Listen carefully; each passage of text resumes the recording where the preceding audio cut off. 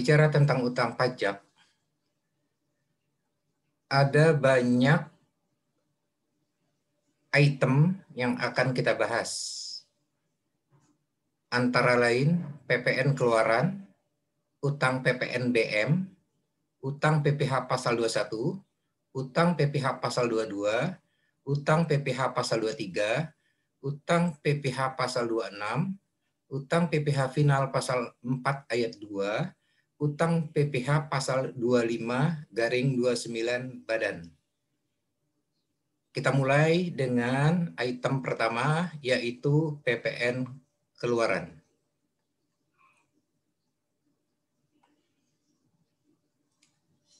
Kita mulai dengan definisi PPN keluaran dan objek PPN. PPN keluaran adalah PPN yang dipungut oleh pengusaha kena pajak atau PKP atas transaksi penyerahan barang atau jasa kena pajak di dalam daerah pabean. Bukti pungutan PPN adalah faktur pajak atau dokumen yang dipersamakan dengan faktur pajak. Objek PPN dikelompokkan menjadi dua. Yang pertama adalah objek PPN bersifat umum dan objek PPN bersifat khusus. Kita mulai objek PPN bersifat umum. Ini diatur di pasal 4 Undang-Undang PPN. Yang pertama adalah penyerahan barang kena pajak di dalam daerah pabean yang dilakukan oleh pengusaha. Nah, di bawah ini ada pengertian penyerahan barang kena pajak itu apa saja.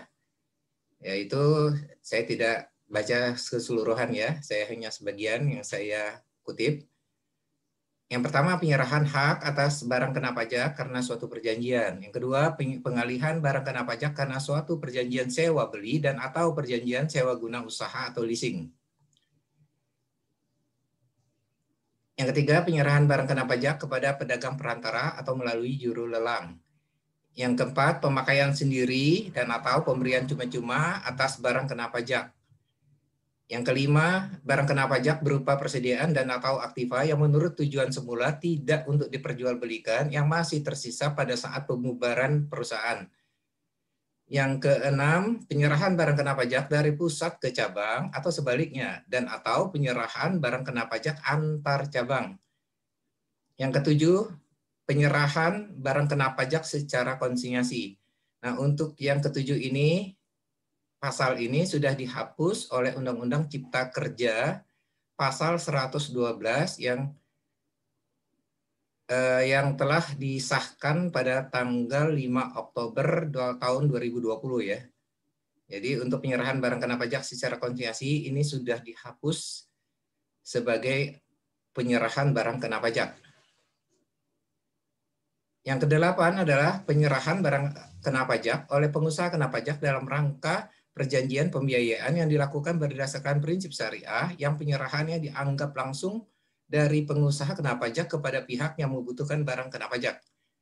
Nah, inilah pengertian penyerahan barang kena pajak yang dimaksud angka 1 tadi ya, yaitu penyerahan barang kena pajak di dalam daerah pabean yang dilakukan oleh pengusaha. Kemudian objek PPN yang bersifat umum kedua adalah impor barang kena pajak. Kemudian yang ketiga adalah penyerahan jasa kena pajak di dalam daerah pabean yang dilakukan oleh pengusaha. Yang keempat, pemanfaatan barang kena pajak tidak berwujud dari luar daerah pabean di dalam daerah pabean ya. Jadi maksudnya barang kena pajak itu ada dua, ada yang berwujud, ada yang tidak berwujud.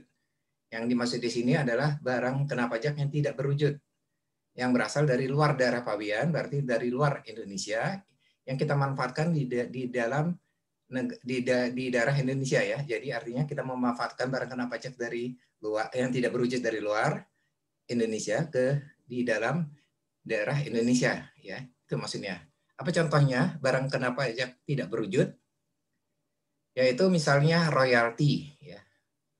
Jadi artinya ada brand dari luar negeri kemudian kita buka di Indonesia ya, brand tersebut ya. Dan seterusnya. Yang kelima adalah pemanfaatan jasa kena pajak dari luar daerah pabean di dalam daerah pabean. Nah, jadi yang kelima ini adalah jasa kena pajak. Apa itu jasa kena pajak? Contohnya misalnya ada konsultan di luar negeri.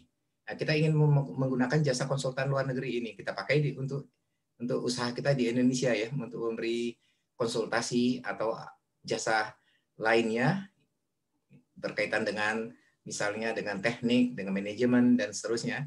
Jadi pemanfaatan jasa kena pajak yang berasal dari luar Indonesia ke dalam daerah Indonesia ya. Yang keenam adalah ekspor barang kena pajak berwujud oleh pengusaha kena pajak. Nah, kita lanjutkan. Kelompok kedua adalah objek PPN yang bersifat khusus. Kalau tadi adalah objek PPN yang bersifat umum. Nah, untuk objek PPN yang bersifat khusus ada dua, yaitu kegiatan membangun sendiri, yaitu diatur di pasal 16C Undang-Undang PPN. Kemudian yang kedua adalah penyerahan barang kena pajak berupa aktiva yang menurut tujuan semula tidak diperjualbelikan. Ini diatur oleh pasal 16D Undang-Undang PPN. Saya akan jelaskan tentang kegiatan membangun sendiri. Ya. Untuk beberapa aktiva, seringkali perusahaan itu membangun sendiri. Misalnya, contohnya adalah bangunan. Ya. Bangunan ini ada dua cara perolehan bangunan.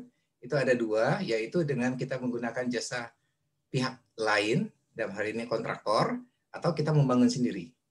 Nah, untuk kegiatan membangun sendiri ini merupakan objek PPN, ya, yang dikenal dengan objek pasal 16C. Kemudian yang kedua adalah penyerahan barang kena pajak berupa aktiva yang menurut tujuan semula tidak diperjualbelikan. Ini contohnya aktiva tetap. Jadi artinya kita misalnya membeli mobil untuk kendaraan operasional, ya, tentunya kita catat sebagai aset tetap, ya. Nah, kemudian setelah beberapa lama mobil tersebut tidak kita gunakan atau kita maksudkan untuk dijual, ya. Kita jual. Nah, penjualan mobil yang semulanya untuk kendaraan operasional dalam hal ini aktiva tetap, itu penjualan ini objek PPN yang disebut dengan PPN pasal 16D. Contohnya, ini untuk penjualan barang dagangan secara umum. Tanggal 3 Juni menjual persediaan barang dagangan secara kredit kepada PT Kerinci sebesar seharga 150 juta tidak termasuk pajak. Kalian perhatikan di sini harganya 150 juta tidak termasuk pajak ya. Jadi otomatis PPN-nya 10% harus dikalikan 150 juta. Nah, jurnal yang kita buat terkait dengan akuntansi perpajakan adalah piutang usaha debit 165 juta itu berasal dari penjualan di kredit 150 juta ditambah dengan PPN 15 juta ya. 10% kali 150 juta. Contoh yang kedua, penjualan kepada pemungut PPN. Tanggal 1 Juni menjual alat tulis kantor ke Dinas Sosial seharga 50 juta belum termasuk PPN. Tanggal 20 Juni menerima pembayaran dari Dinas Sosial sebesar 49.250.000. Jadi penjualan kita 50 juta, kita menerima pembayaran 49.250.000. Nah, selisihnya yaitu adalah ada pajak yang dipungut oleh Dinas Sosial. Yang pertama adalah PPN sebesar 5 juta. Yang kemudian yang kedua pungutannya adalah PPh pasal 22 sebesar 750.000. Jadi tagihan kita 50 juta, dipungut oleh Dinas Sosial 5 juta, berarti dikurangi, kemudian dipungut lagi 750.000, dikurangi lagi ya. Jadi sisa yang kita terima adalah 49.250.000. Pertanyaannya, kenapa tagihan kita tersebut tidak kita terima secara penuh? Ya, karena dipungut PPN dan dipungut PPh pasal 22. Hal ini karena Dinas Sosial ditunjuk oleh Undang-Undang Perpajakan sebagai pemungut PPN ya. Nah, salah satu pemungut PPN itu adalah instansi pemerintah. Nah, dalam contoh kita ini adalah Dinas Sosial. Nah, bagaimana kita membuat jurnalnya? Jurnal yang pertama adalah kita mencatat penjualan 50 juta ini ya. Ini di sini keterangannya belum termasuk PPN. Jadi jurnal penjualannya adalah piutang usaha debit 55 juta Kemudian penjualannya dikredit 50 juta ditambah dengan PPN keluaran dikredit 5 juta. Jadi totalnya 55 juta piutang usaha. Kemudian ketika menerima pembayaran tanggal 20 Juni, kita membuat jurnal kas debit 49.250.000. Kemudian potongan-potongan atau pungutan-pungutannya itu yang PPN kita catat sebagai PPN keluaran di debit 5 juta. Kemudian untuk pungutan yang kedua PPh pasal 22 750.000 ini kita catat dalam akun pajak dibayar di muka 750.000 debit. Ya. Jadi ini adalah cash tunai yang kita terima, sedangkan pungutannya kita catat dalam akun yang terpisah. Untuk PPN kita catat PPN keluaran di debit, untuk PPh pasal 22 kita catat di debit menggunakan akun pajak dibayar di muka. Nah, kreditnya adalah piutang usaha 55 juta, yaitu sebesar waktu pengakuan penjualan. Baik, kita lanjutkan dengan utang PPNBM. PPNBM itu singkatan dari pajak penjualan barang mewah. Kita mulai definisi dan objek PPNBM. Pajak penjualan atas barang mewah atau PPNBM adalah pajak yang dikenakan atas transaksi penyerahan barang kena pajak yang tergolong mewah yang dilakukan oleh pengusaha yang menghasilkan barang tersebut, dalam hal ini disebut produsen atau pabrikan, di dalam daerah pabean atau impor barang tersebut. Jadi subjek terhadap PPNBM ini yang pertama adalah produsen atau pabrikan, yang kedua importir, ya. Jadi untuk barang yang tergolong mewah.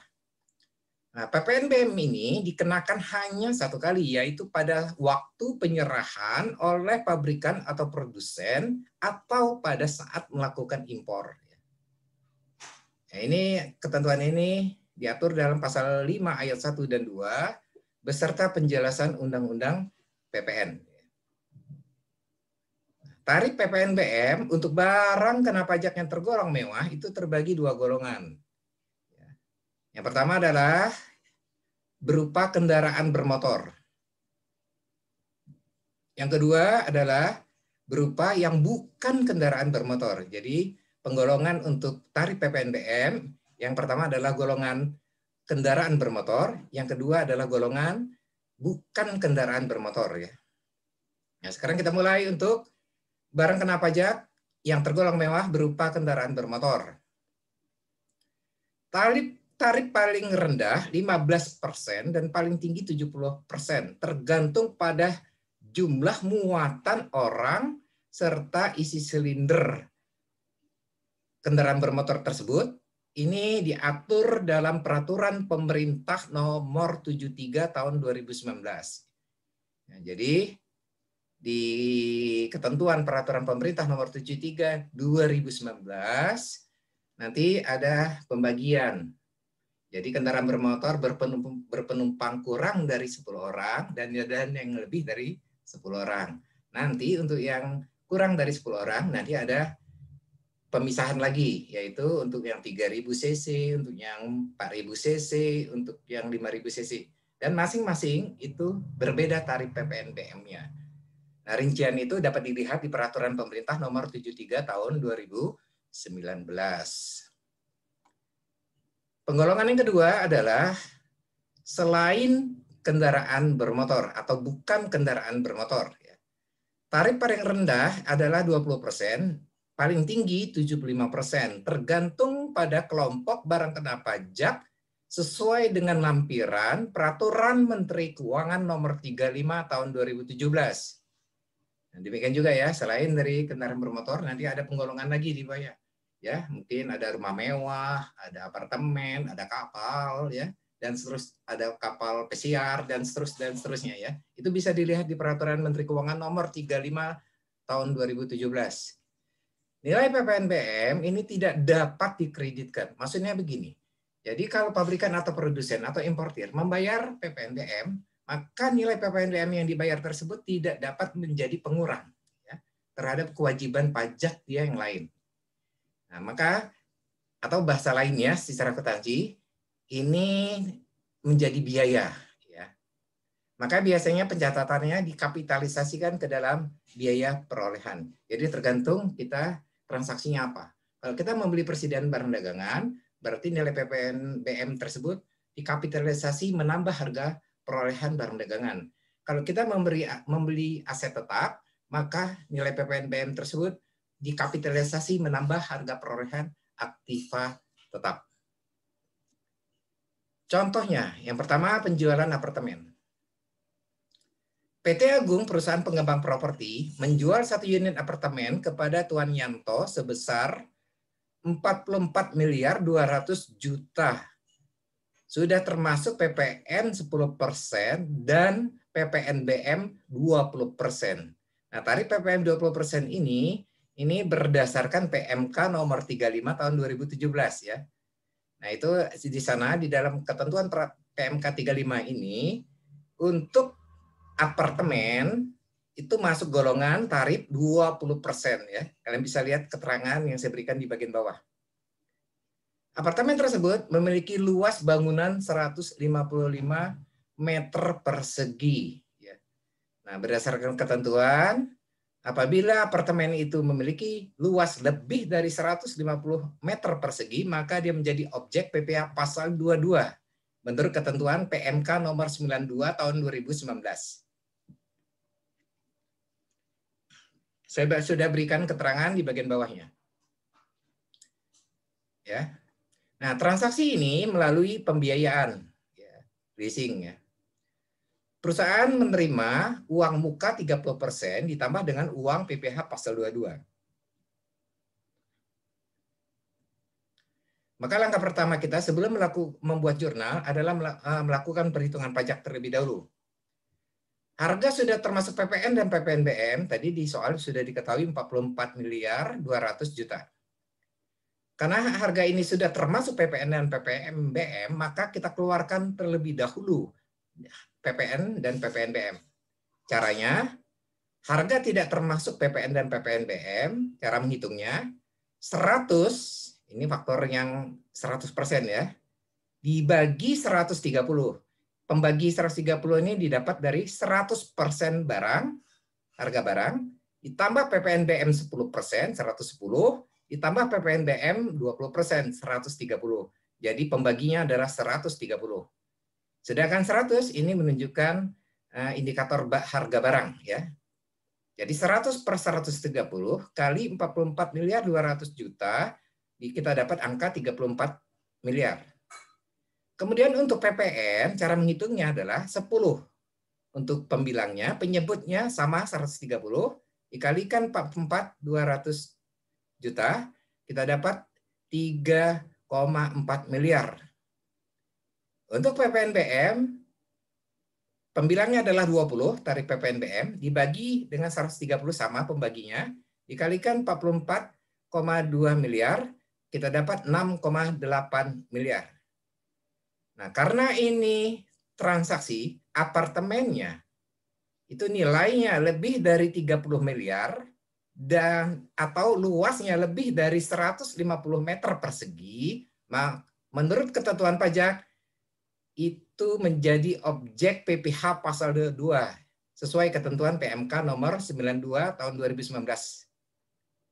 Nah, untuk pasal 22 ini tarifnya sudah ditentukan 1%.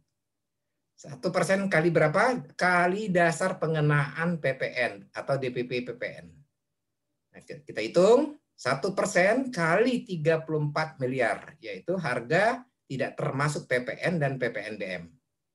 Kita dapat untuk pasal 22-nya adalah 340 juta. Setelah kalian dapat angka perhitungan pajak ini, langkah berikutnya kita membuat jurnal. Jurnalnya adalah kas debit. Kas debit ini angkanya berasal dari 30% uang muka dikalikan harga 44,2 miliar ditambah dengan uang PPh pasal 22 hasil perhitungan tadi. Nih. Jadi karena disoalkan disebutkan uang muka, menerima uang muka 30% kali 44,2 miliar ditambah dengan uang PPh pasal 22 yaitu 340 juta yang di sini hasil perhitungan. Jadi kas yang kita catat di debit nilainya adalah 13,6 miliar. Kemudian selisihnya 70% itu kita catat ke dalam piutang pembiayaan, yaitu 30 miliar 940 juta, maaf ya. Saya ulangi, 30 miliar 940 juta.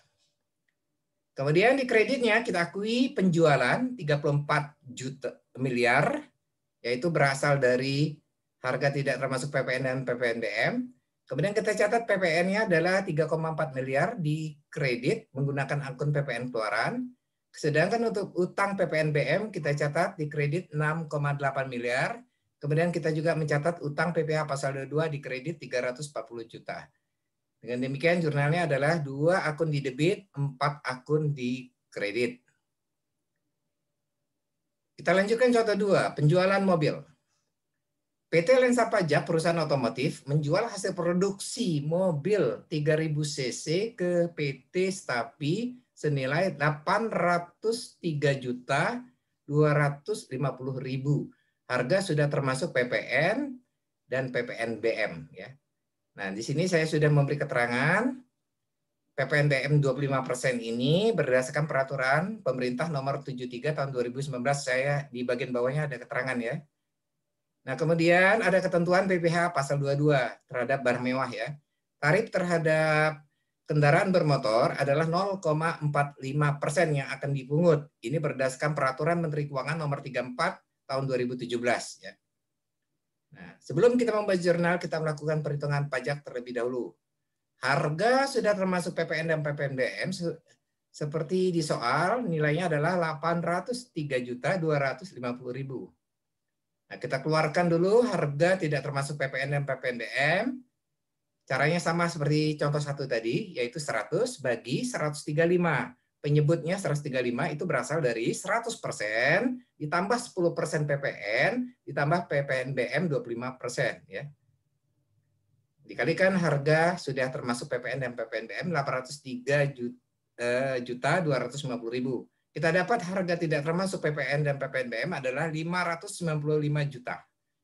Kemudian kita hitung PPN-nya 10 per 135, kemudian PPNBM-nya 25 per 135, kita dapat angkanya.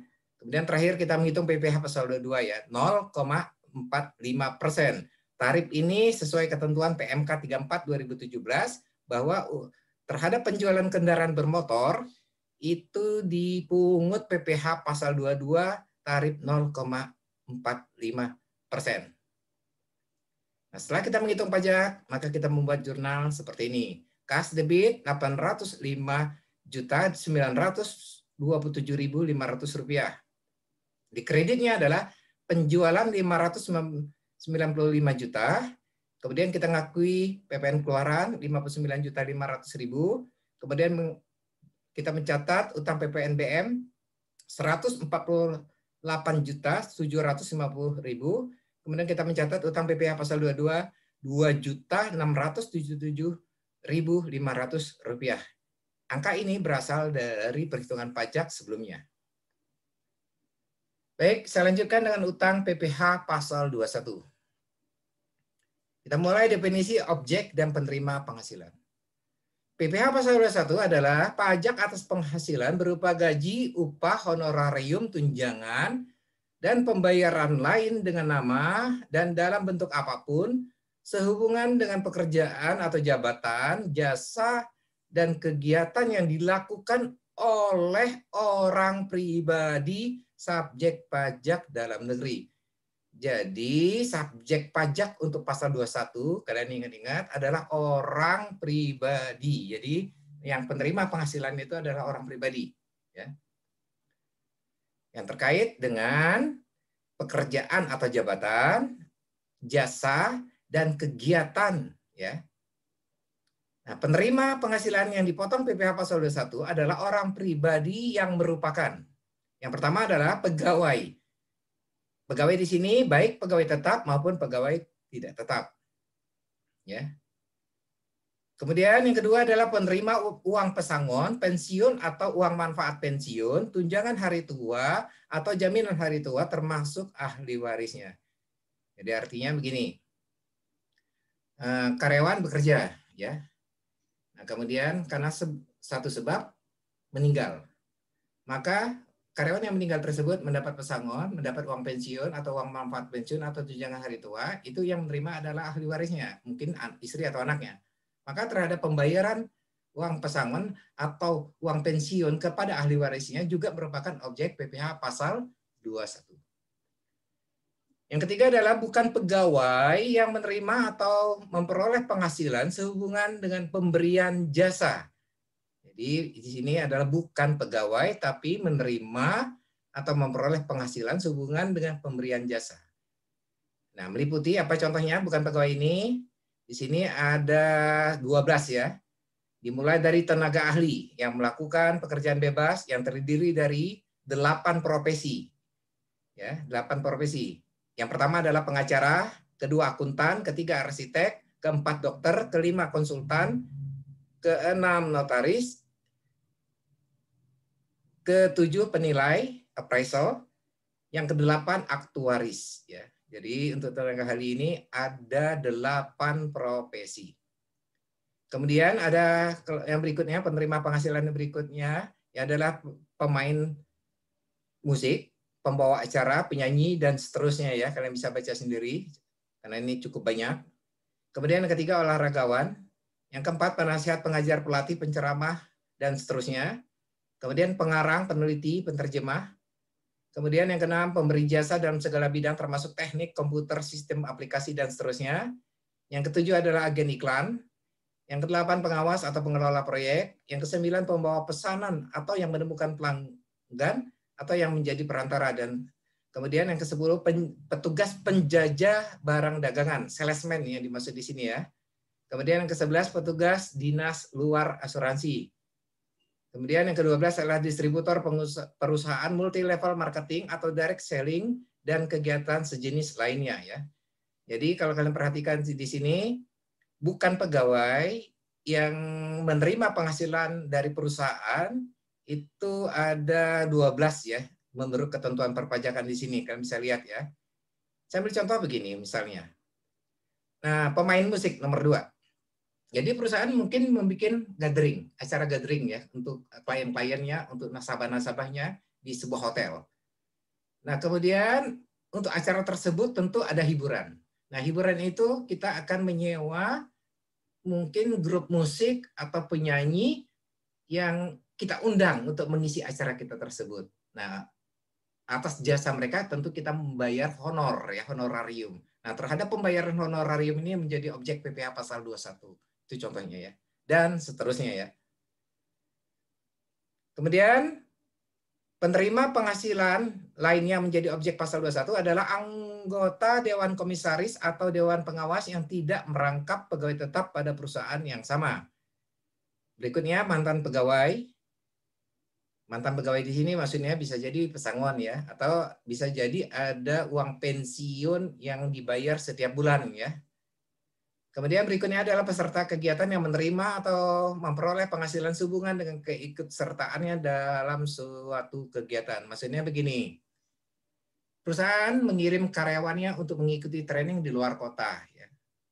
Nah, karyawan tersebut mengikuti kegiatan training, kita memberi uang saku. Ya. Nah, terhadap pembayaran uang saku karyawan tersebut merupakan objek PPh pasal 21. Kita lanjutkan tarif PPh pasal 21. Untuk tarif pasal 21 ini ada 4 lapisan ya. Kalian bisa lihat di sini. Dimulai dari 5%, lapisan keempat ya 30%. Ini untuk bagi yang si penerimanya memiliki NPWP. Tetapi bagaimana kalau si penerima penghasilan tersebut tidak memiliki NPWP? Nah, itu mendapat sanksi 20% lebih tinggi dari tarif normal yang memiliki NPWP. 20% lebih tinggi. Jadi kalau misalnya si yang memiliki NPWP dikenakan tarif 5%, nah sedangkan yang tidak memiliki NPWP 20% lebih tinggi dari 5%. Ini sudah saya hitung, tarif yang kita kenakan adalah 6%. terhadap penerima yang tidak memiliki NPWP. Nah, ini kalian bisa lihat ada 4 lapisan tarif. Saat terutang dan pembayaran PPh pasal 21. Pemotongan PPh pasal 21 pada saat mana yang lebih dahulu antara saat dilakukan pembayaran kepada pihak lain atau pada saat pengakuan beban. Jadi maksudnya begini. Ada kewajiban kita memotong PPh pada 21 terhadap jasa yang dilakukan oleh orang pribadi. Misalnya adalah konsultan pajak misalnya. Nah, pemotongan PPh pasal 21 ini, kewajiban untuk memotong pasal 21 ini, itu tergantung mana yang lebih dahulu. Pertama, bisa juga kita membayar. Jadi saat pembayaran. Jadi kita bayar, kita potong pasal 21. Atau kita belum membayar, tapi kita sudah mencatat beban honor. Ya. Jadi kita mencatat beban honor. Seperti yang kalian ketahui, di dalam akuntansi itu ada metode accrual. Jadi ada kewajiban biaya atau beban yang belum dibayarkan, tetap kita harus catat di bulan yang bersangkutan ya. Dengan jurnal beban honorarium debit, utang biaya kredit ya. Nah, apabila ini yang kita lakukan terlebih dahulu yaitu pencatatan beban, maka saat terhutangnya pasal 21 terhadap honorarium tersebut adalah pada saat tanggal kita mencatat jurnal penyesuaian tersebut ya. Jadi tidak perlu menunggu saat pembayarannya. Karena menurut ketentuan pajak mana yang lebih dahulu, pembayaran atau pengakuan bebannya. Kemudian utang PPh pasal 21 dibayar paling lambat tanggal 10 bulan berikutnya. Jadi kalau misalnya kita melakukan pencatatan beban honorarium tersebut di bulan ini, maka utang pasal 21 yang dipotong tersebut kita setor ke kas negara paling lambat tanggal 10 bulan berikutnya.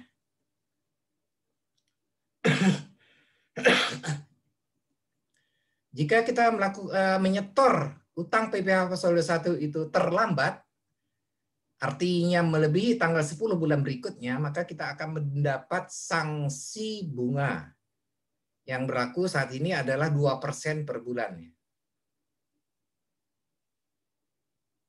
Nah, di sini adalah bagaimana cara menghitung pasal PPh pasal 21 untuk pegawai tetap ya. Saya tidak akan menjelaskan karena pada intinya sebenarnya materi ini lebih banyak di mata kuliah perpajakan 1 ya. Tapi secara ringkas saya akan jelaskan untuk penghitungan pasal 21 pegawai tetap ada 3 unsur pengurang dari penghasilan bruto pegawai tetap. Yang pertama istilahnya adalah biaya jabatan, kedua iuran pensiun yang ditanggung sendiri oleh pegawai tetap, yang ketiga adalah PTKP. Di sini saya sajikan angka PTKP setahun ya untuk beberapa status ya.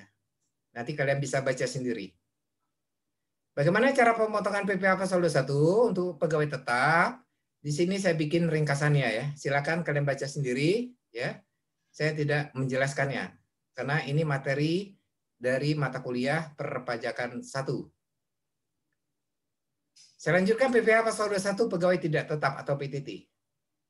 Nah, untuk PTT ini dibagi 2 golongan, yaitu PTT dibayar secara bulanan dengan PTT yang tidak dibayar secara bulanan ya. Nah, ini adalah cara perhitungannya ya. Untuk PTT dibayar secara bulanan, kalian bisa baca. Nah, jenis PPh pasal 21-nya adalah yang tidak final ya terhadap pegawai tidak tetap. Kemudian untuk yang pegawai tidak tetap atau PTT tidak dibayar secara bulanan, misalnya dibayar upah harian, upah mingguan, upah satuan atau upah borongan, juga sama. Ada cara pemotongannya ya. Kalian bisa baca sendiri di slide ini. Saya lanjutkan dengan PPh pasal 21, uang pesangon, pensiun, atau uang manfaat pensiun, tunjangan hari tua, atau jaminan hari tua. Jadi kalau kalian perhatikan di sini, ada 4 jenis. Pertama, uang pesangon. Kedua, pensiun atau uang manfaat pensiun. Yang ketiga, tunjangan hari tua. Yang keempat, jaminan hari tua ya. Nah, ini pembayaran yang 4 item ini merupakan objek PPh pasal 21 final. Jadi agak berbeda ya. Nah, untuk tarifnya di sini saya sudah berikan. Saya bagi ada 2 golongan, yaitu uang pesangon dengan ketentuan yang terpisah seperti ini, di mana 0 sampai 50 juta uang pesangonnya itu tarif pajaknya adalah 0%. Dan seterusnya ya, kalian bisa baca. Kemudian kelompok kedua uang manfaat pensiun, tunjangan hari tua atau jaminan hari tua itu terbagi 2 lapisan ya di sini. Sama seperti uang pesangon, jadi 0 sampai 50 juta itu tarifnya 0%. Jadi dengan kata lain lebih dari 50 juta baru dikenakan PPh pasal 21 final ya. Saya lanjutkan, PPh pasal 21 bukan pegawai. Tadi saya sudah menjelaskan profesi-profesi atau pekerjaan-pekerjaan yang masuk golongan yang bukan pegawai ya. Nah, bagaimana tata cara pemotongannya? Pada intinya ada 3 bagian, ada 3 klasifikasi ya.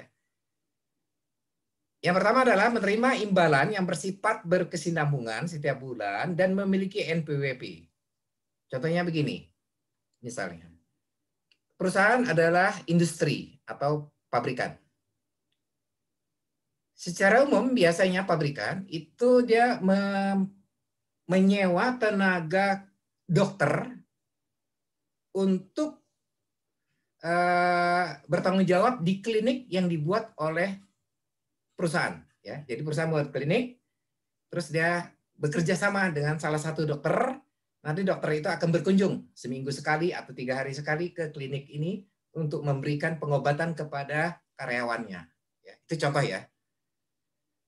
Nah, dokter tersebut kita bayar honornya setiap bulan. Ya. Nah, ini yang disebut bukan pegawai yang menerima penghasilan secara berkesinambungan setiap bulan. Itu contohnya. Dan apabila dia dokter tersebut misalnya contoh tadi memiliki NPWP, maka cara menghitung PPh pasal 21 tidak finalnya adalah tarif PPh pasal 21 yang 4 lapisan tadi ya, yang di slide sebelumnya, dikalikan dengan jumlah kumulatif 50% dari penghasilan bruto dikurangi dengan PTKP sebulan. Nah, cara perhitungan ini berlaku untuk bukan pegawai menerima imbalan yang bersifat berkesinambungan dan memiliki NPWP. Nah, bagaimana jika imbalan yang dibayarkan itu berkesinambungan, tapi orang tersebut tidak memiliki NPWP. Ini ada di huruf B. Yaitu cara perhitungannya, tarif PPh pasal 21 dikalikan jumlah kumulatif 50% dari penghasilan bruto. Jadi tidak berhak mendapat PTKP.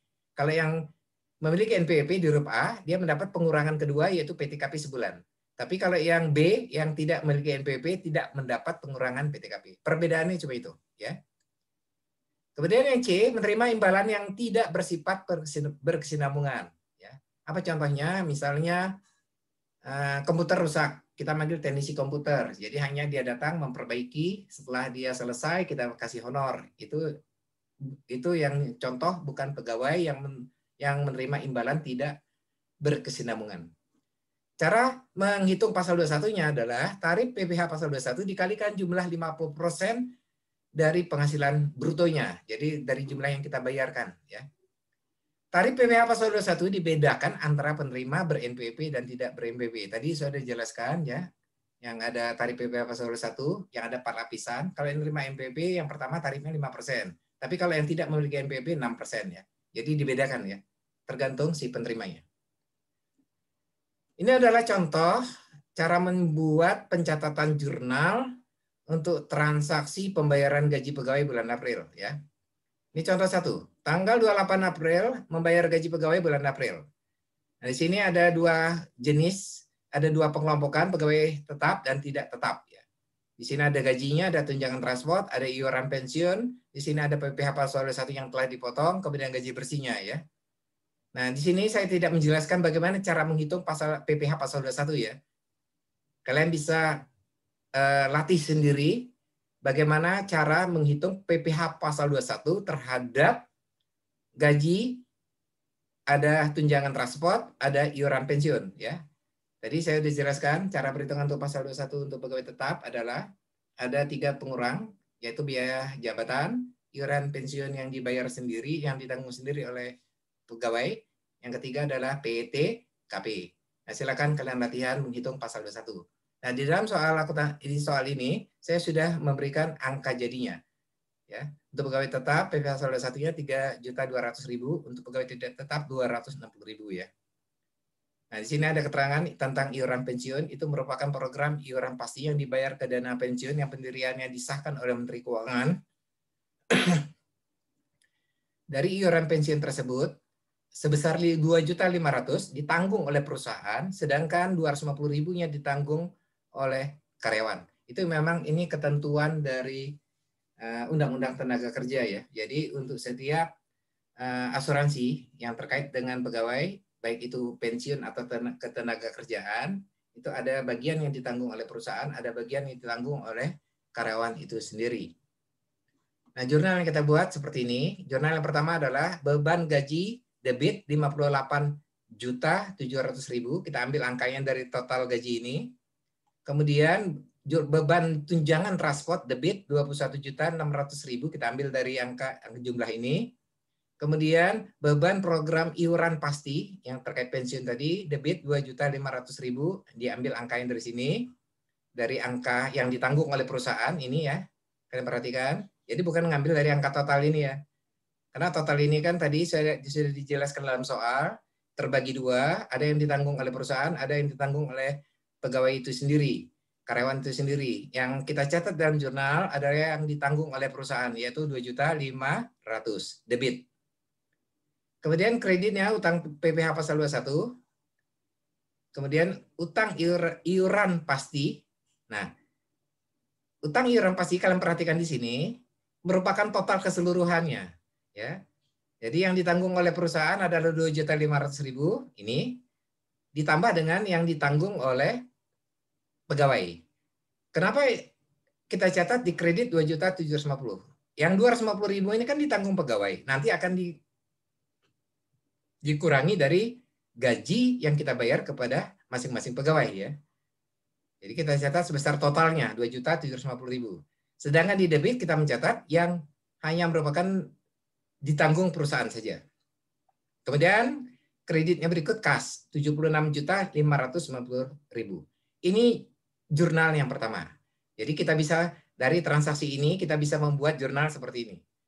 Tetapi ada cara lain pencatatan jurnal, yaitu dengan cara beban gajinya didebit dengan bruto, sebesar brutonya keseluruhannya, yaitu 82.800.000. Sedangkan di kreditnya sama, yaitu ada 3, utang PPh pasal 21, utang iuran pasti, sama kas ya. Perbedaannya hanya di debit. Jadi kalau yang pertama dirinci per komponen, yang kedua ini dicatat hanya satu akun dengan jumlah brutonya keseluruhannya ya. Nah, mana yang digunakan di perusahaan tergantung kepada kebijakan perusahaan itu masing-masing. Ada perusahaan terkadang minta dirinci tiap komponen gajinya ya, dibuat akun terpisah ya. Berarti jurnal nomor 1 yang kita gunakan. Tetapi ada perusahaan yang tidak mau dirinci per komponen gaji. Jadi dia hanya punya akun beban gaji saja. Maka brutonya yang kita catat dalam satu akun. Berarti ini cara jurnal kedua. Saya lanjutkan contoh 2. Pada tanggal 5 April membayar honor konsultan pajak Suryani ber-NPWP sebesar 20 juta atas pemberian jasa konsultasi tahun 2019. Atas honor tersebut dipotong PPh pasal 21 ya. Nah, menurut ketentuan tadi, masih ingatkan tadi, konsultan pajak ini adalah profesi salah satu profesi dari tenaga ahli. Tadi saya sudah jelaskan untuk profesi tenaga ahli ada 8, salah satunya adalah konsultan. Nah, tarifnya ya, kalau kalian masih bisa dilihat di slide sebelumnya waktu penjelasan saya tadi adalah tarif pajak pasal 21 dikalikan 50% dikalikan dengan jumlah bruto ya. Nah, ini adalah perhitungan pasal 21, kalian bisa lihat di sini 5%. 5% ini tarif lapisan pertama. dikalikan 50%, dikalikan jumlah bruto. Jumlah brutonya adalah 20 juta sesuai soal. Maka kita mendapat angka PPh pasal 21 yang kita potong terhadap konsultan pajak tersebut adalah 500.000 ya. Nah, ini ada kesalahan sedikit ya, kesalahan penyajian. Kalian bisa ralat di materi kalian. Jadi jurnal yang kita buat adalah beban konsultan debit 20 juta, utang PPh pasal 21 kredit 500.000 ya. Harusnya letaknya di kredit ya, 500.000. Kemudian kas di kredit 19.500.000. Itulah jurnal yang kita buat untuk pembayaran honor konsultan pajak. Tanggal 12 April memperbaiki komputer ke Acang Sarjana Eskom ya, tidak ber-NPWP. Dengan ongkos 5 juta dipotong PPh pasal 21. Jadi di sini kita menggunakan jasa perbaikan komputer ya.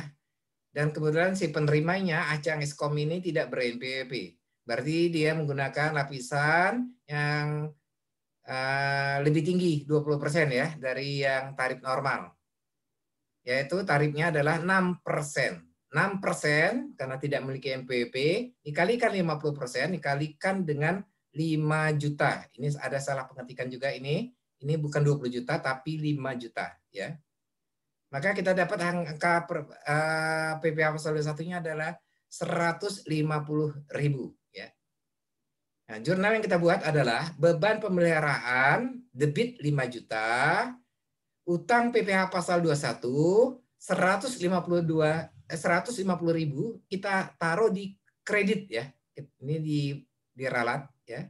Ditaruh di kredit. Kemudian kas di kredit 4.850.000 ya. Contoh 3, membayar uang pesangon 175 juta. Nah, sebelum membuat jurnal kita membuat perhitungan dulu PPh pasal 21 final terutang ya. Kalian bisa lihat di tabel tarif pajak untuk pesangon di slide sebelumnya, di mana untuk 50 juta itu tarifnya 0% ya. Jadi 50 juta kali 0, 0. Kemudian 50 juta kedua dari tabel itu adalah dikenain 5%, dapat 2.500.000. Berarti jumlahnya lapis yang pertama 50 juta, kedua ini 50 juta, total 100 ya. Nah, sedangkan total pesangon 175, berarti dikurangi 100. Sisanya 75 dikenakan lapisan ketiga 15%. Kita dapat 11.250.000. Total PPh pasal 1 final terutang adalah 13.750.000. Nah, jurnal yang kita buat beban pesangon debit 175 juta, utang PPh pasal 1 kredit 13.750.000, kas kredit 161.250.000, yaitu selisih antara pesangon dikurangi PPh pasal 1.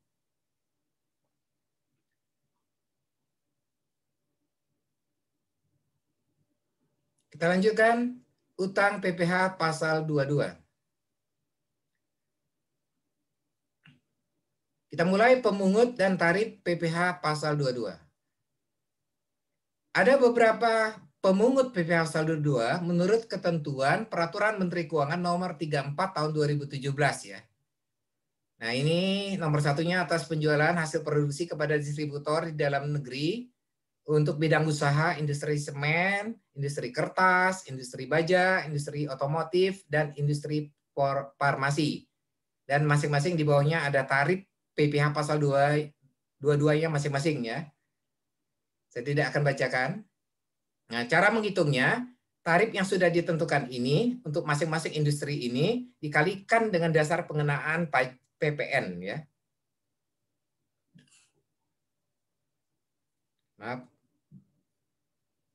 Saya ulangi, cara menghitung pasal 22-nya adalah tarif yang sudah ditentukan ini dikalikan dengan jumlah dasar pengenaan pajak pertambahan nilai atau DPP PPN.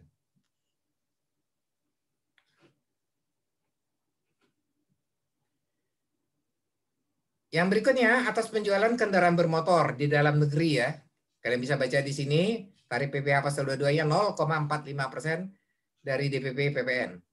Atas penjualan bahan bakar minyak, bahan bakar gas, pelumas oleh produsen atau importir. Itu sebagai berikut ya. Nah, di sini kalian bisa lihat ada tiga pengelompokan tuh BBM, Untuk BBG ini tarifnya 0,3%. Kalian bisa lihat di sini. Untuk pelumas adalah 0,3% ya dari penjualan tidak termasuk PPN. Kalian secara lengkap bisa baca di slide ini. Kemudian atas penjualan emas batangan oleh badan usaha yang melakukan penjualan, itu tarifnya 0,45% dari harga jual emas batangan. Jadi kalau misalnya ada produsen emas batangan, jadi dia membuat emas batangan, kemudian misalnya contoh kalau di Indonesia ini adalah salah satunya PT Antam ya. Jadi PT Antam menjual itu kepada konsumen, maka itu objek PPh pasal 22 ya. Yaitu sebesar 0,45%. Yang kelima, itu atas penjualan barang yang tergolong sangat mewah ya. Tadi di slide sebelumnya, waktu contoh PPNBM sudah saya berikan. Contohnya pesawat terbang pribadi, helikopter pribadi, kapal pesiar, yacht, rumah, beserta tanahnya, apartemen, kondominium, kendaraan bermotor roda 4, dan seterusnya ya. Nah ini ketentuannya diatur oleh Peraturan Menteri Keuangan Nomor 92 Tahun 2019, di mana tarifnya kalian bisa lihat di sini ya untuk pasal 22 ya. Yaitu 1% dari harga jual tidak termasuk PPN dan PPNBM atas barang. Ini disebutkan rumah, apartemen, ada kriterianya masing-masing, kalian bisa baca sendiri. Kemudian ada tarif yang berikutnya 5% ya. Nah ini berlaku untuk pesawat terbang, helikopter pribadi, kapal pesiar, dan seterusnya. Kalian bisa baca sendiri.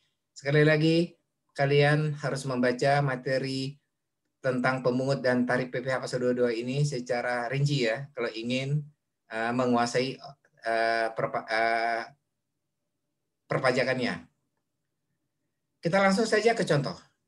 PT Kertas pada tanggal 6 Mei menjual kertas secara kredit kepada UD Trading seharga 50 juta rupiah, memungut PPh pasal 22 sebesar 0,1%. Kalian perhatikan di sini, PT Kertas, dia adalah produsen kertas ya. Dia bergerak di bidang produksi kertas. Nah, menurut ketentuan, kalian bisa lihat kembali ke sini.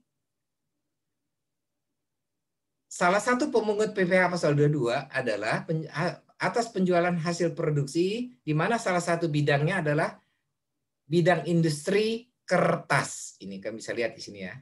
Nah, tarifnya kalian bisa lihat di bawahnya, huruf B, untuk penjualan kertas sebesar 0,1%. Jadi kembali ke soal, jadi 0,1% ini berasal dari ketentuan yang tadi.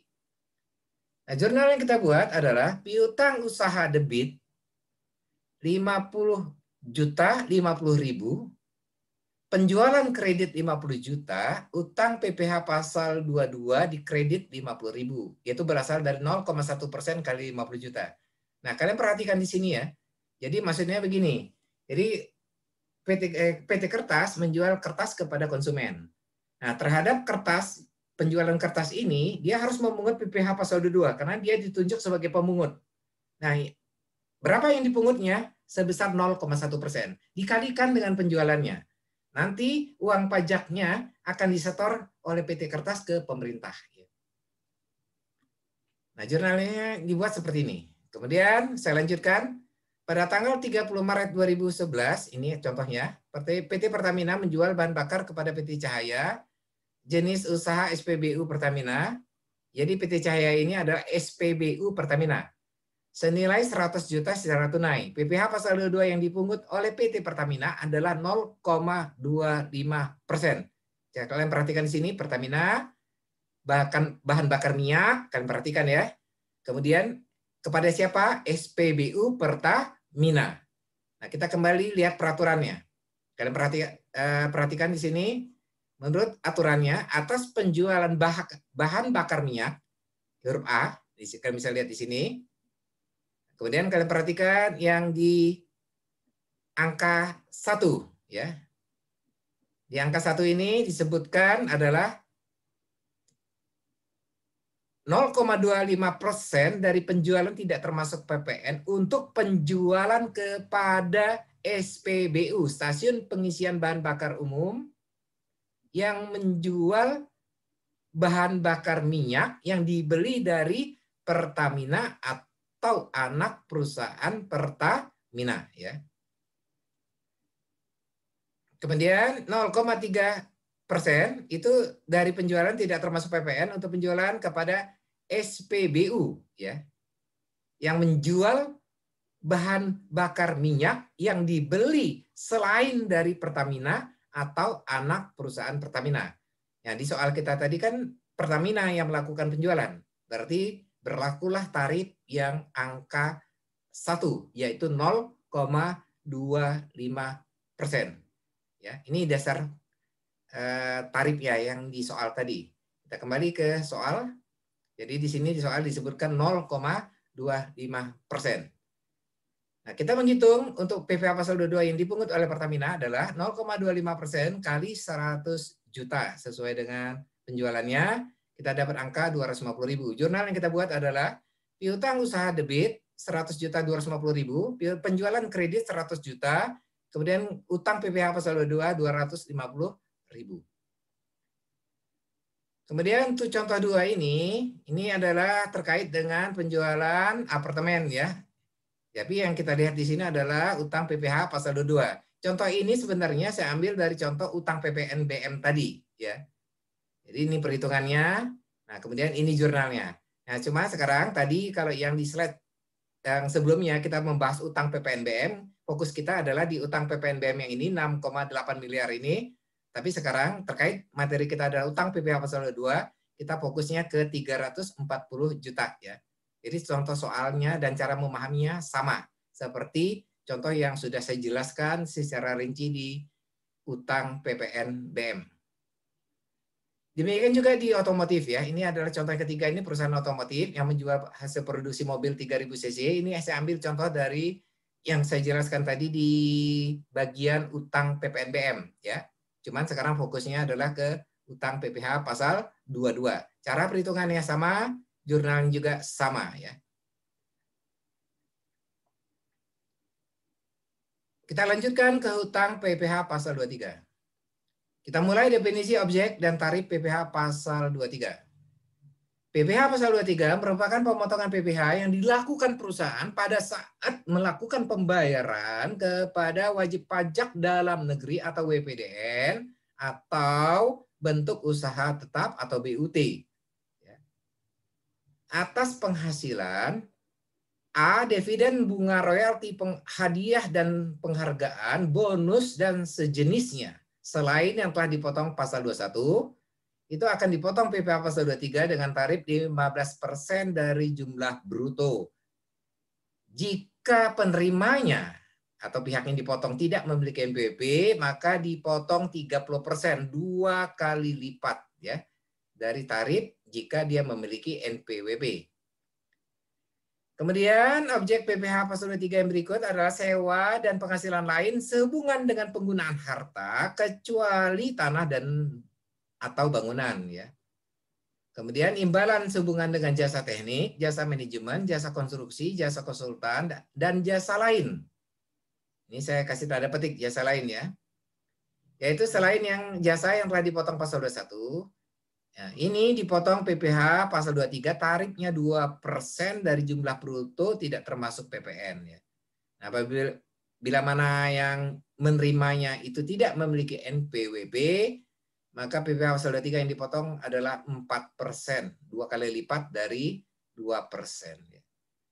Tadi saya kasih penekanan di istilah jasa lain ya. Ini jasa lain ini ada penjelasan lebih lanjut ya. Jasa lain menurut itu dijelaskan lebih rinci oleh Peraturan Menteri Keuangan nomor 141 tahun 2015. Ada 62 jenis jasa yang masuk kelompok jenis jasa lain yang dimaksud PPh pasal 23 tadi. Jadi ada 62 jenis jasa. Saya tidak akan membacanya satu-satu. Kalian bisa lihat di slide yang kalian pegang. Itu ada 62 jenis jasa. Ya. Jadi kalau kita berbicara 62 jenis, kurang lebihnya begini. Perusahaan melakukan pembayaran jasa tertentu. Nah, jasa itu kita lihat di tabel ini, 62 jenis. Ada nggak di dalam tabel 62 jenis ini jasa yang kita bayar tersebut? Jika dia ada di dalam tabel jasa 62 jenis jasa ini, maka potonglah PPh pasal 23 sebesar 2%. Jika jasa yang kita bayar tersebut kita udah kita amati tidak ada di dalam tabel 62 jasa ini, maka jasa yang kita bayar tersebut bukan objek PPh pasal 23. Itu kurang lebih cara penggunaan tabel ini ya, yang 62 jenis jasa. Pemotongan PPh pasal 23 dilakukan pada saat mana yang lebih dulu, antara dilakukan pembayaran kepada pihak lain atau pada saat pengakuan beban. Penjelasannya sama seperti pasal 21 ya. Jadi mana yang lebih dulu? Kita melakukan pembayaran atau kita mencatat bebannya, beban debit, utang kredit ya. Nah, jadi mana yang lebih dulu? Kalau pembayaran lebih dulu, potong pasal 23. Tapi pembayaran ntar, kita catat dulu utangnya, beban debit, utang kredit misalnya. Maka terhadap pencatatan penyesuaian tersebut sudah terutang PPh pasal 23. Jadi mana yang lebih dulu? Pembayaran utang PPh pasal 23 dilakukan paling lambat tanggal 10 bulan berikutnya. Sama penjelasan seperti PPh pasal 21 tadi.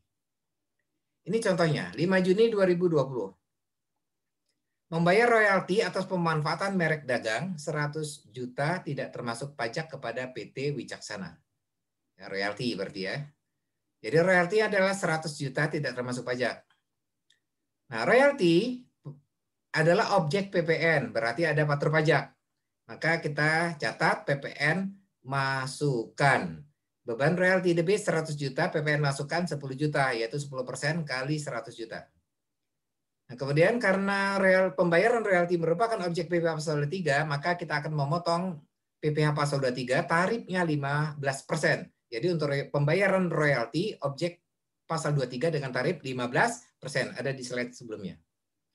15% kali 100 juta. Maka yang kita potong pasal 23-nya adalah 15 juta. Jadi jurnal yang kita buat adalah beban royalti debit, PPN masukkan debit, utang PPh pasal 23 kredit, kas kredit ya. Kemudian tanggal 9 Juni 2020 membayar honor konsultan pajak ya. Nah, ini ada 50 juta tidak termasuk pajak. Nah, caranya sama. Jadi akui beban jasa konsultan 50 juta. Karena ini jasa konsultan juga termasuk objek PPN, kita catat PPN masukkan 5 juta.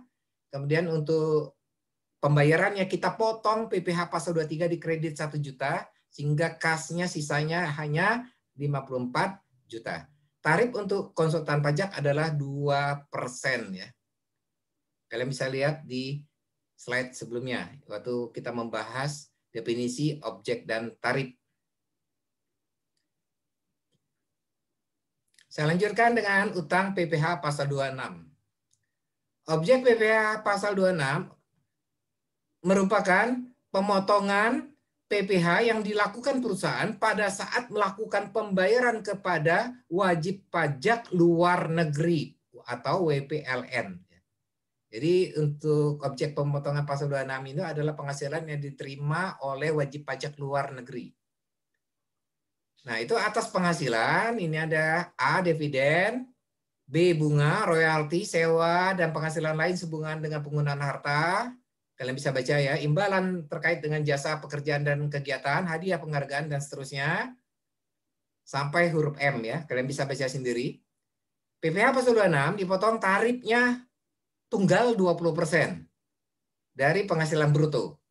Ini berlaku baik yang si penerimanya, yang wajib pajak luar negeri, WPLN, baik memiliki MPP atau tidak MPP, tarifnya sama ya, tunggal 20%.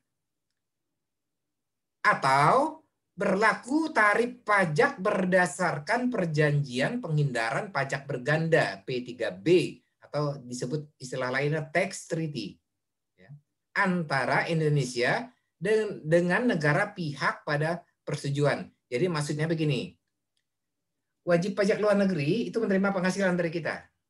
Nah, itu negaranya dari mana? Dari Malaysia. Berarti berlaku tarif P3B perjanjian antara Indonesia dan Malaysia. Itu maksudnya ya. Tapi ini ketentuan tarif P3B ini ada syaratnya, yaitu harus menyerahkan dokumen Certificate of Domicile atau COD atau Certificate of Taxpayer COT dari negara asal, atau bisa menggunakan dokumen yang berasal dari Indonesia namanya DGT1 ya, DGT1 ya. Jadi salah satu itu ya, bisa COD, COT atau DGT1 ya. Nah, itu harus diserahkan oleh wajib pajak luar negeri kepada perusahaan, kepada kita. Nah, kalau dia menyerahkan ini, maka kita mengenakan tarif perjanjian P3B-nya atau tax treaty untuk memotong penghasilan yang kita bayar kepada dia. Tetapi kalau dia tidak menyerahkannya, dokumen tersebut kita potong menggunakan tarif tunggal 20%. Ini adalah kutipan tarif PPh pasal 26, yaitu tarif P3B atau tax treaty antara Indonesia dengan beberapa negara ya. Kalian bisa lihat di sini. Ini hanya kutipan ya, karena banyak.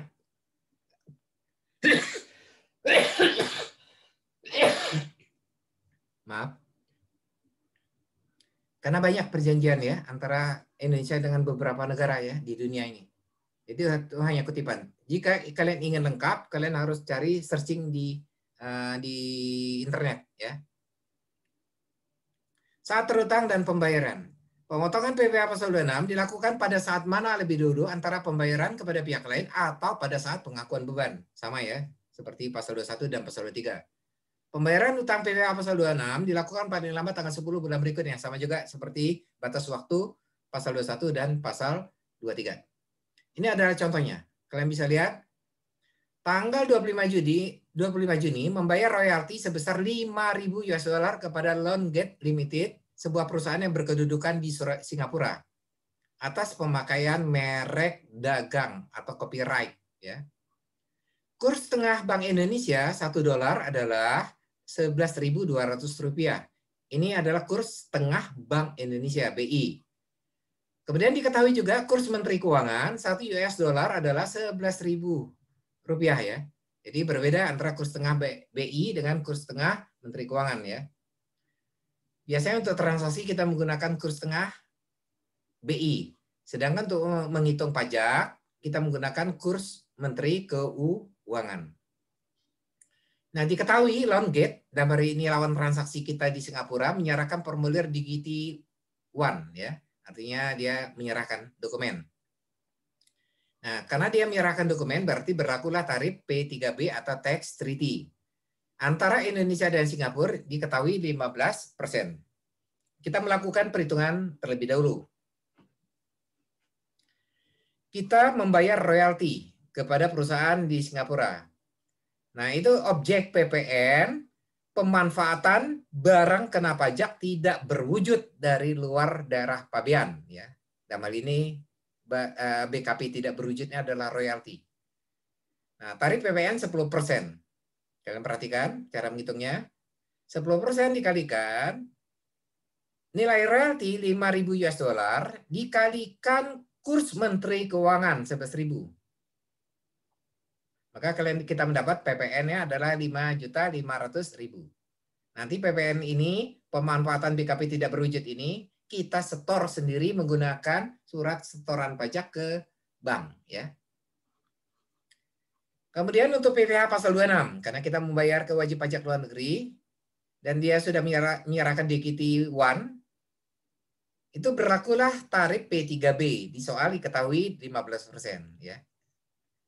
Nah, perlu kalian ingat, jika dia tidak menyerahkan dokumen, berarti dia tidak berlaku tarif P3B atau tax treaty, tapi berlaku tarif tunggal 20%. Nah, kembali ke pasal 26. 15% kali 5.000 US dollar kali kurs Menteri Keuangan 11.000. Kita dapat P pasal 26-nya 8.250.000. Kemudian setelah itu kita hitung dan kita membuat jurnal seperti ini ya. Saya tidak menjelaskan jurnalnya, kalian bisa baca dan lihat sendiri cara menjurnal, apa yang didebit, apa yang dikredit. Kita langsung contoh 2. Tanggal 25 Juni membayar royalti sebesar 5.000 US dollar kepada Excellency Services Limited, sebuah perusahaan konsultan internasional di negara Y. Misalnya negara ini kita sebut negara Y ya. Di mana tidak ada perjanjian P3B dengan Indonesia. Nah, kurs tengah BI sama, kurs Menteri Keuangan juga di sini diketahui 11.200 ya, berbeda ya. Nah, kalian perhatikan di sini terhadap beban royalti ini 55.500.000 itu berasal dari 5.000 US dollar dikalikan dengan kurs tengah BI. Nah, kemudian kita potong pasal 26-nya, yaitu tarif tunggal 20% kali 5.000 kali 11.200 200 ya, 11.200 yaitu tarif Menteri Keuangan. Jadi berbeda ya. Untuk ngakui biaya kita gunakan kurs tengah BI, sedangkan untuk menghitung pasal 26 kita menggunakan kurs Menteri Keuangan. Kemudian selisihnya kita catat sebagai utang beban ya, 44.300.000 rupiah. Kita lanjutkan utang PPh final pasal 4 ayat 2. Kita mulai definisi objek dan tarif. PPh pasal 4 ayat 2, PPh pasal 4 ayat 2 adalah pemotongan pajak yang bersifat final yang dikenakan kepada wajib pajak yang memperoleh penghasilan berupa, di sini yang pertama ya, bunga dari deposito, tabungan, diskonto sertifikat Bank Indonesia. Nah, tarif untuk ini adalah 20% dari bruto. Kemudian bunga obligasi dengan kupon, diskonto dari obligasi dengan kupon, diskonto obligasi tanpa bunga, tarifnya 15%. Bunga simpanan yang dibayar oleh koperasi kepada anggota koperasi orang pribadi, ini ada dua ya. Tarif 0% untuk yang SHU sampai dengan 240.000 rupiah per bulan. Tapi kalau di atas 240.000 per bulan, dia dikenakan 10%. Ya, untuk PPh final pasal 4 ayat 2. Kemudian terhadap hadiah undian, tarifnya adalah 25% dari bruto. Untuk penjualan saham di Bursa Efek, tarifnya 0,1%. Dan seterusnya, kalian bisa baca sendiri ya, 6, 7, 8 ya.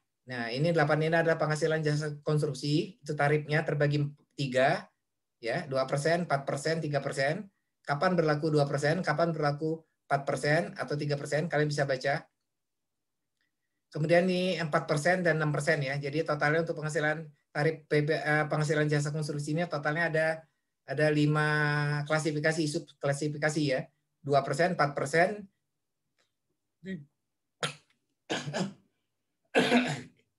Maaf. 2%, 4%, 3%, kemudian 4%, 6%. Jadi secara total tarifnya sebenarnya hanya 3 jenis ya.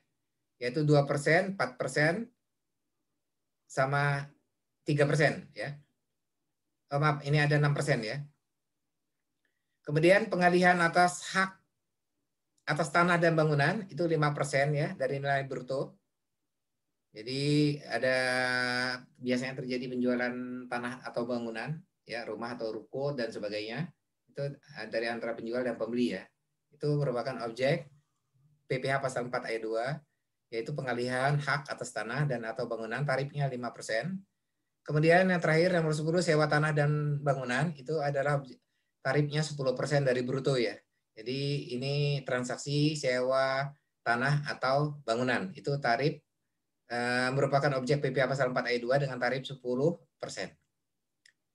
Ini contoh yang pertama, tanggal 11 Juni, membayar uang sewa gudang kepada PT Venta ber-NPWP sebesar 50 juta tidak termasuk pajak, sewa untuk periode 2 tahun ya. Nah, jurnal yang kita buat adalah sewa dibayarin muka 50 juta, ya karena ini 2 tahun ya, kita catat sebagai sewa dibayarin muka. Kemudian PPN 10%-nya 5 juta, kita catat PPN masukan, debit. Kemudian kita potong PPh pasal 4 ayat 2, sewa tanah dan bangunan ya, ini objeknya. Itu adalah 10% kali 50 juta, jadi yang pasal 24 ayat 2 kita potong 5 juta. Kita catat dalam jurnal, dalam akun utang PPh pasal 4 ayat 2.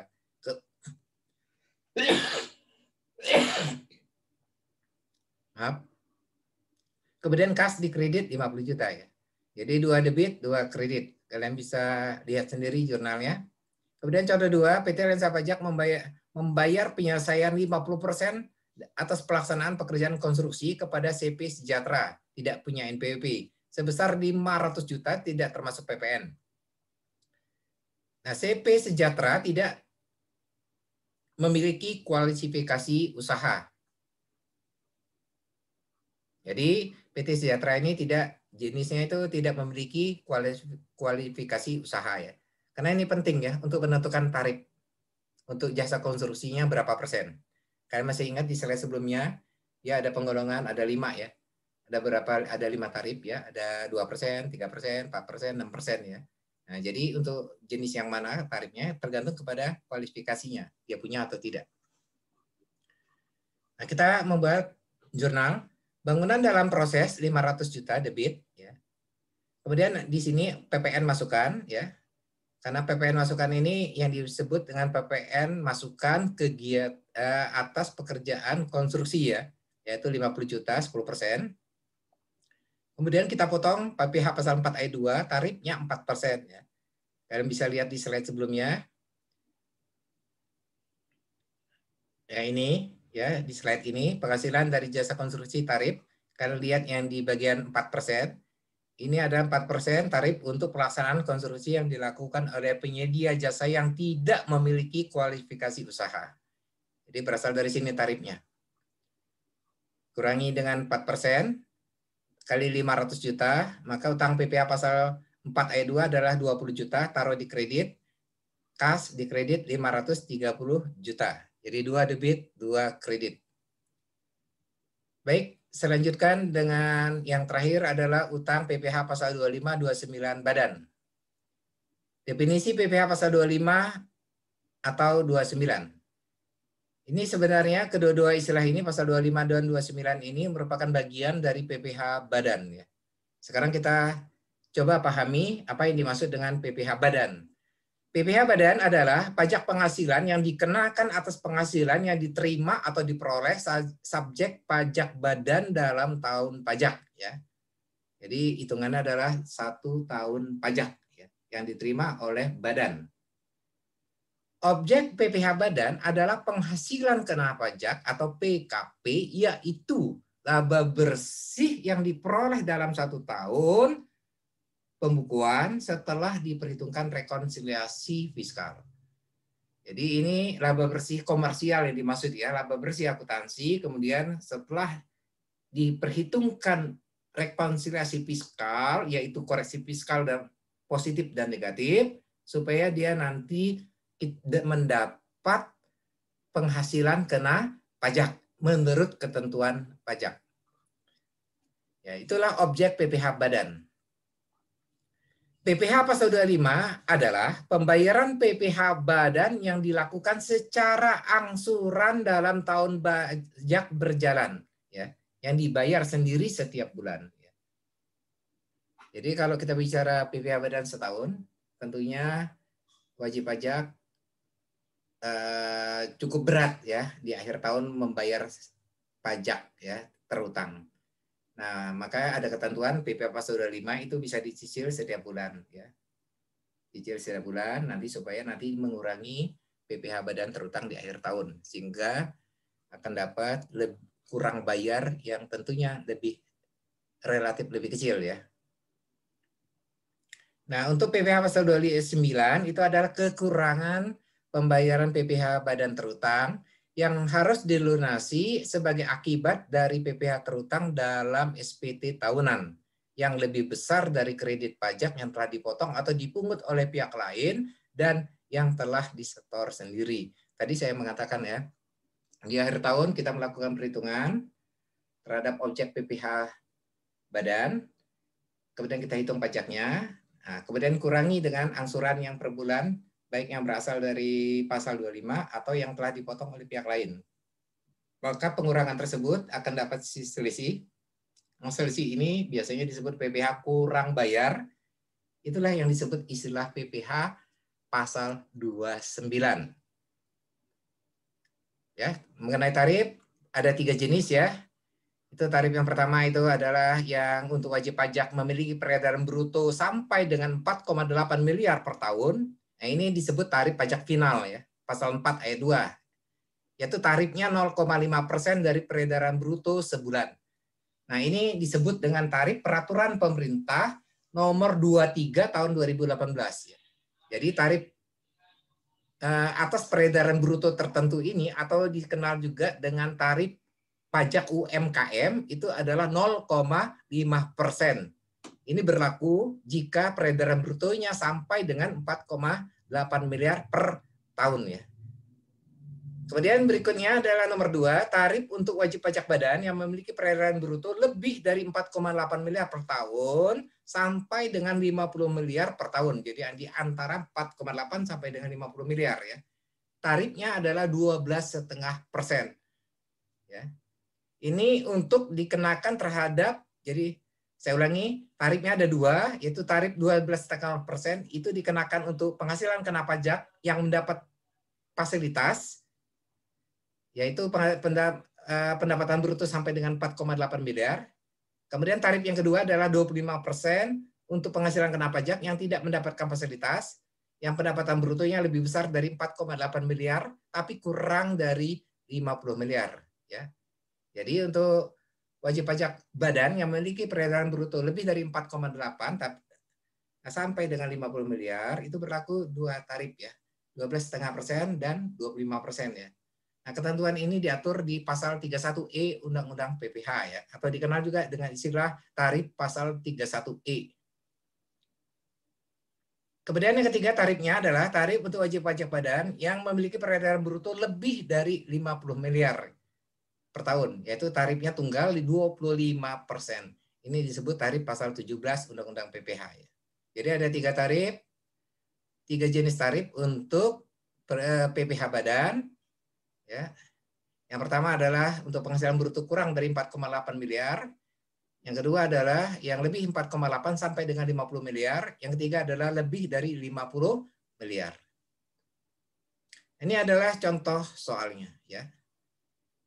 Misalnya, contoh 1, diketahui penjualan PT Lensa Pajak berdasarkan SPT badan tahun sebelumnya.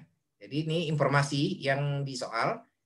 Diketahui bahwa ada penjualan yang tercantum di SPT tahun sebelumnya 2019 itu nilainya 4,7 M. Tadi ini di bawah 4,8 ya M per tahun. Ini berarti PT Lensa Pajak termasuk kelompok wajib pajak memiliki peredaran bruto tertentu yang dikenakan tarif final pasal 4 ayat 2 sebesar 0,5%. Masih ingat kan tadi tarif yang pertama? Yaitu apabila wajib pajak badan memiliki peredaran bruto kurang dari 4,8 miliar per tahun. Maka dia tarif yang berlaku adalah tarif final 0,5%. Nah, misalnya diketahui penjualan 3 bulan pertama tahun 2020 ya. Ini bulan Januari misalnya penjualan kotornya 300 juta. Bulan Februari penjualan kotornya 250 juta. Bulan Maret penjualan kotornya adalah 400 juta. Nah, misalnya kita contohin yang penjualan bulan Januari, yaitu 300 juta. Maka cara menghitung PPH final pasal 4 ayat 2 peredaran bruto tertentu, itu caranya untuk bulan Januari, 0,5% tarifnya dikalikan 300 juta, dapat angka 1.500.000.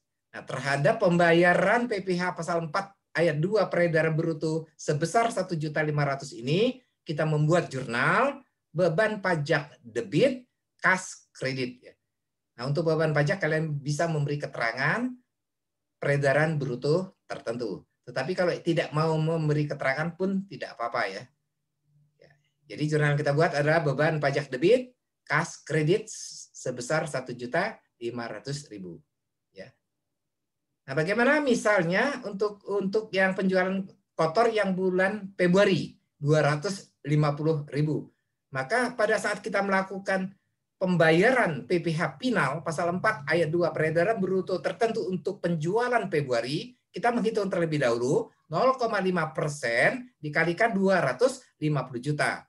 Nah, jurnal yang kita buat sama beban pajak debit, kas, kredit. Demikian seterusnya di bulan-bulan berikutnya. Contoh 2.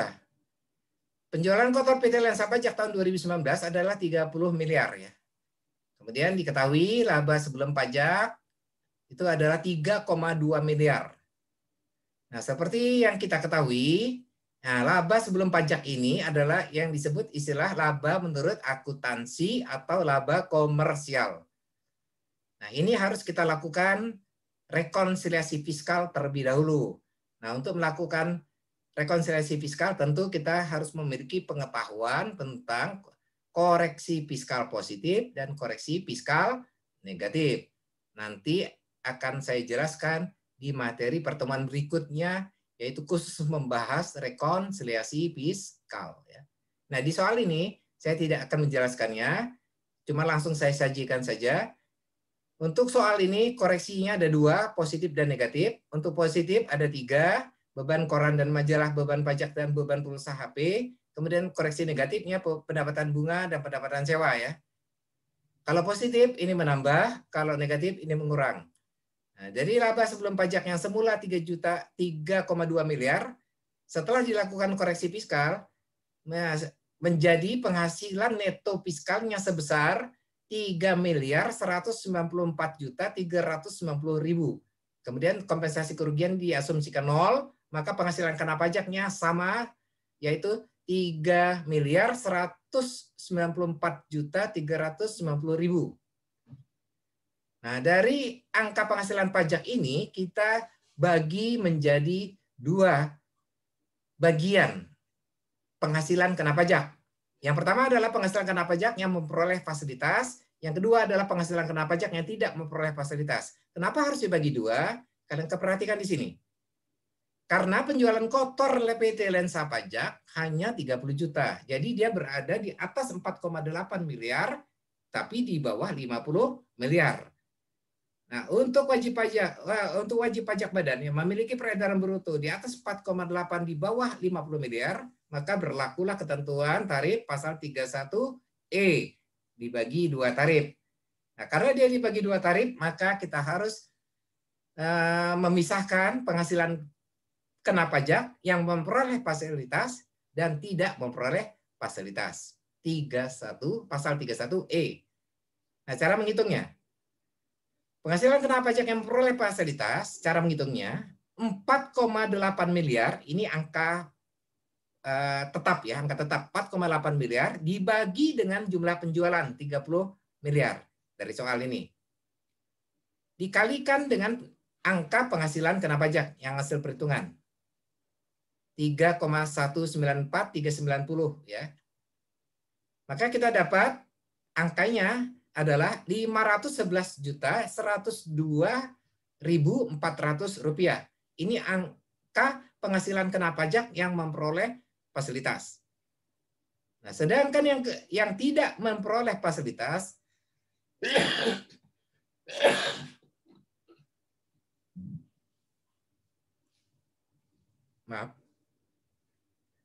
Sedangkan untuk penghasilan kena pajak yang tidak memperoleh fasilitas itu didapat dari total penghasilan kena pajak, yaitu 3.194.390.000 dikurangi dengan penghasilan kena pajak yang memperoleh fasilitas, yaitu 511.102.400 rupiah.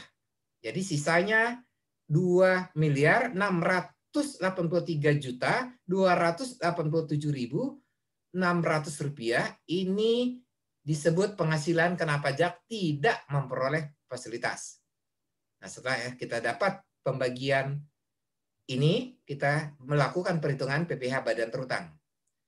Yang untuk yang pertama, penghasilan kena pajak yang memperoleh fasilitas 511 juta sekian, itu tarifnya adalah 25% dikalikan 50%. Jadi 25% ini tarif dikalikan pengurang 50%. Maka kita mendapat PPh badan terutangnya 63.887.800 rupiah. Nah, kemudian yang bagian kedua adalah menghitung PPh terutang atas penghasilan kena pajak yang tidak memperoleh fasilitas, yaitu 25% kali 2,6 miliar sekian. Ya, kalian perhatikan, ini tidak mendapat pengurangan 50% ya. Sehingga PPh badan terutang kita dapat dari hasil perkalian tersebut 670.821.900 rupiah. Total PPh badan terutang adalah 734.709.700 rupiah. Nah, jurnal yang kita buat, nah, sebelum membuat jurnal kita kurangi dulu dengan kredit pajak ya, maaf. Jadi kembali ke sini, ini adalah jumlah PPh badan terutang. Kemudian kita kurangi dulu dengan kredit pajak. Kredit pajak terbagi 2, PPh dipotong oleh pihak lain. Ini ada dua, PPh pasal 22 dan PPh pasal 23. Ini kredit pajak ya. Itu angka totalnya adalah 22.101.000 ya. Kemudian dikurangi lagi dengan angsuran PPh pasal 25 11 juta, sehingga sisanya setelah dikurangi adalah 701.608.700 rupiah. Ini yang disebut PPh pasal 29 atau PPh kurang bayar. Nah, jurnal yang kita buat adalah beban pajak 734 juta sekian. Ini diambil dari jumlah PPh badan terutang yang ini. Kemudian pajak dibayar di muka 33.101.000 itu diambil dari jumlah PPh yang dipotong pihak lain ditambah dengan PPh yang dibayar sendiri. Yaitu merupakan bagian dari kredit pajak. Jadi kredit pajak terbagi dua, PPh yang dipotong pihak lain dan PPh yang dibayar sendiri. Itu dijumlahkan. Totalnya 33.101.000. Nah, sisanya adalah kita catat sebagai utang PPh pasal 25/29 dikredit angkanya 701.608.700 rupiah. Itulah jurnal penyesuaian akhir tahun terhadap perhitungan pajak PPh badan. Oke, baik.